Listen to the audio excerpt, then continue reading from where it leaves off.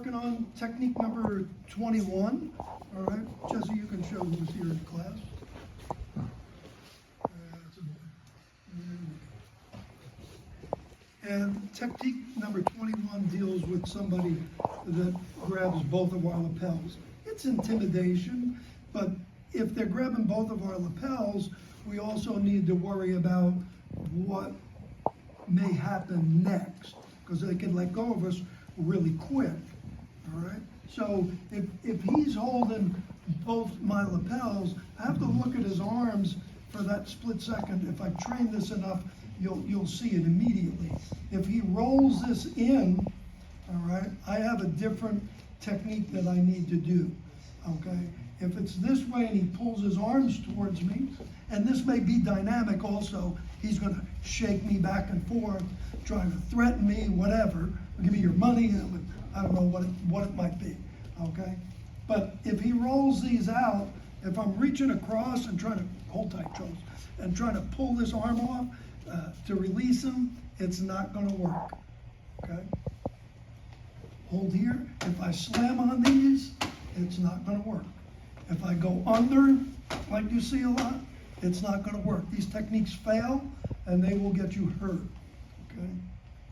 So if he rolls these out, we have softness on the inside, the inside.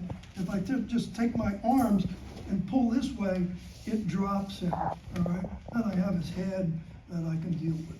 But technique number 21 says to us, trap both arms and make an attack very quickly.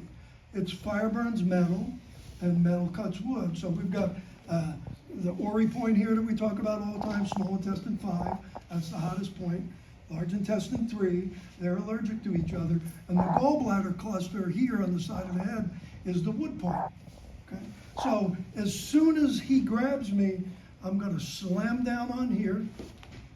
That gives me a little bit of a turn to his head that exposes that gallbladder cluster. But I don't want to see you doing 1, 2, 3, okay? When we drop that weight, it's 1, okay? Once we get into here and he gets hit in the head, he's probably going to let go, and then what do I have? Everybody say it. S-lock. S-lock, good. All right, so we've got the S-lock, it drops his head again.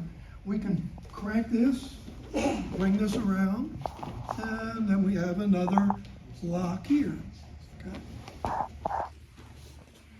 If he grabs me with 2 hands again, and I drop into here and hit him, I can also trap this, and that may expose gallbladder 20 on the back of the head, all right?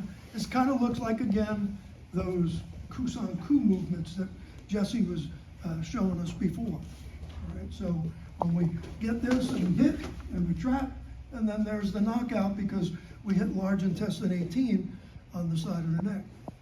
If he pulls me in a lot, I can just come around the back and hit him in gallbladder 20. All right? When he pulls me in a lot and I hit him in gallbladder 20, then I can hit him in the gallbladder cluster on the side of the head, and that's going to give me a knockout. That also looks like this movement, correct? Good. Okay, Charles, let's have some fun, all right? Charles is going to pull me in, all right? And I'm just going to grab his ears and rub my knuckles into his head. That's a good schoolyard technique, okay? When Charles pulls me in and I reach up and grab his head, I have a neck crank, and then we can just throw Charles to the ground. And so there's so many different things that we can do. Grab me again, Charles. We can box his ears. Don't play with that with your friends, because you'll break their eardrums, okay? Ears are detachable. So if I turn one way and one the other way, I'll just rip his ears off, okay? So that gives us a whole bunch of different ideas from the base technique of entrap the arm, strike, go to an S-lock, and all kinds of different ways to S-lock. Bless you, my son. All right, and double lapel grab, train nice with your partners, in a loving manner, like Mr. Moneymaker says, and then we can train and nobody gets injured. Thank you, sir.